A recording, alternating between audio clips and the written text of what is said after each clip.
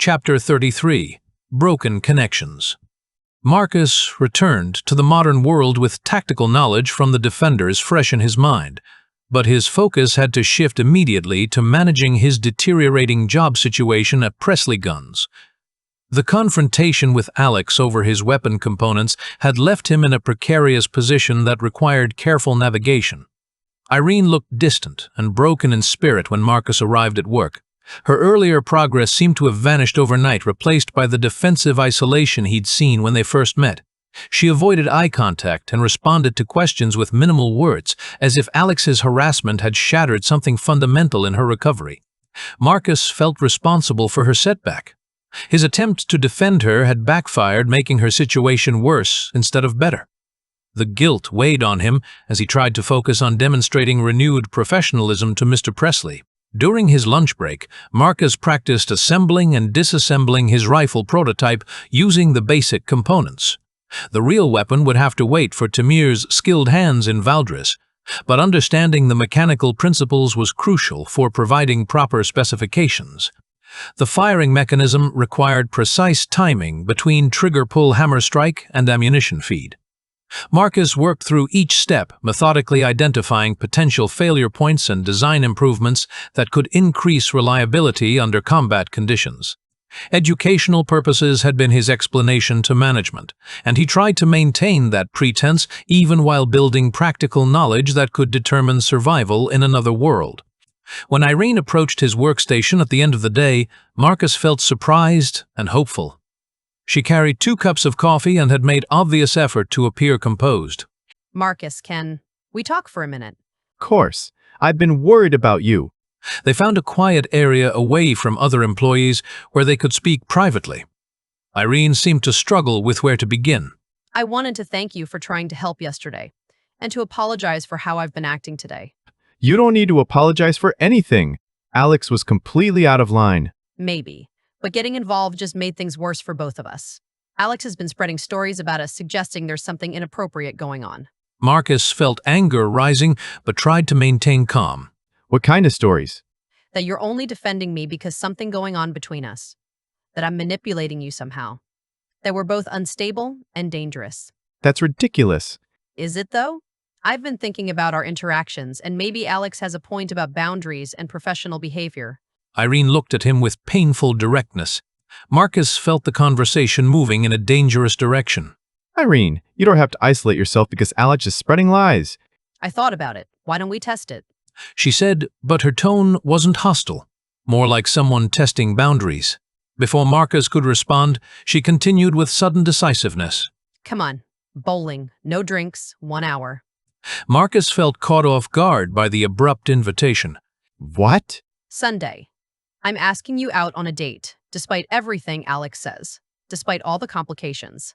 1 hour of normal activity between 2 people who might actually like each other. Marcus almost smiled.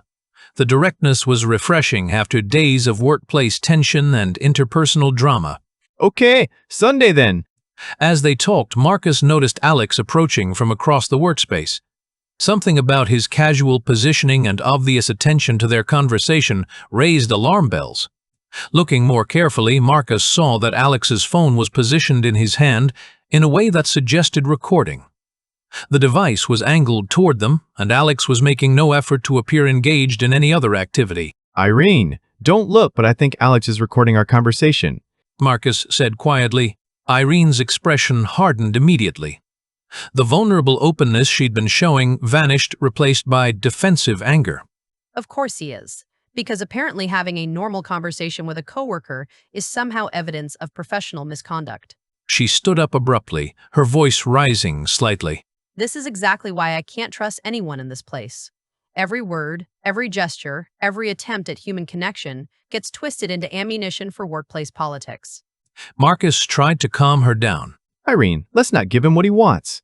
What he wants? He already has it. Whatever normal relationship we might have had is poison now because everything gets scrutinized and judged.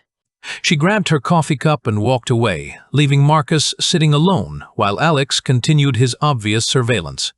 Marcus spent the rest of the evening feeling frustrated and defeated.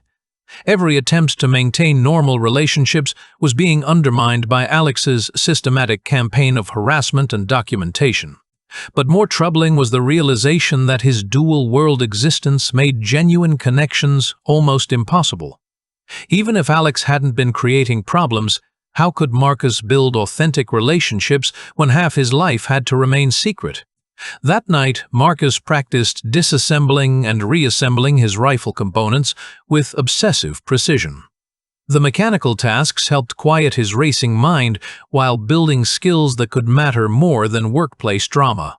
Each component had to fit perfectly with the others. Tolerances had to be exact. Timing had to be precise. One mistake could cause failure when lives depended on the weapon working properly. The parallels to his life felt obvious. Every element of his dual existence had to mesh perfectly, but the tolerances for error were becoming impossibly narrow.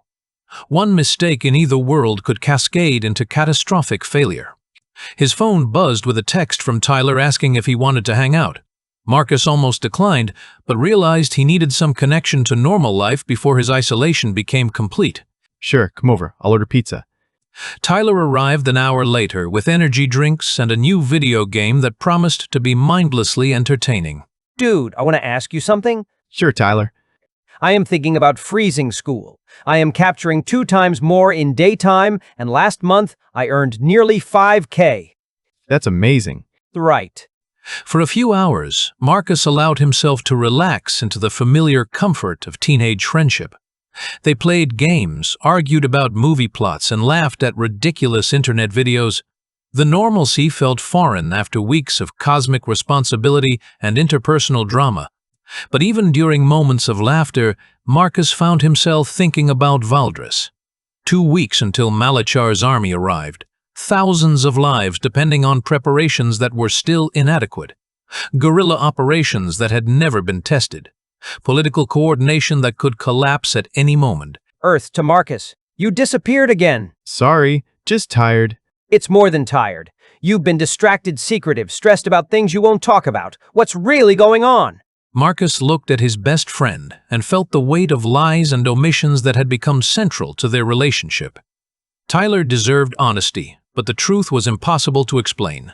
I'm dealing with some complicated situations, things I can't really discuss, but I appreciate you being patient with me. Are you in some kind of trouble? Legal problems? Financial issues? Family stuff? It's not anything you could help with, but knowing you're here matters more than you realize. Tyler studied Marcus's face with obvious concern. Promise me something. If you get in over your head, if you need help with whatever this is, you'll ask. Don't try to handle everything alone. I promise. It was a lie, but it was the only answer Marcus could give without revealing secrets that would sound insane. Tyler's offer of help was genuine, but how could a college student assist with interdimensional warfare and cosmic politics? After Tyler left, Marcus returned to his weapon components and tactical planning. Sunday's bowling date with Irene felt both hopeful and doomed. Alex's recording would be used as evidence of whatever narrative he wanted to construct. But maybe that didn't matter anymore.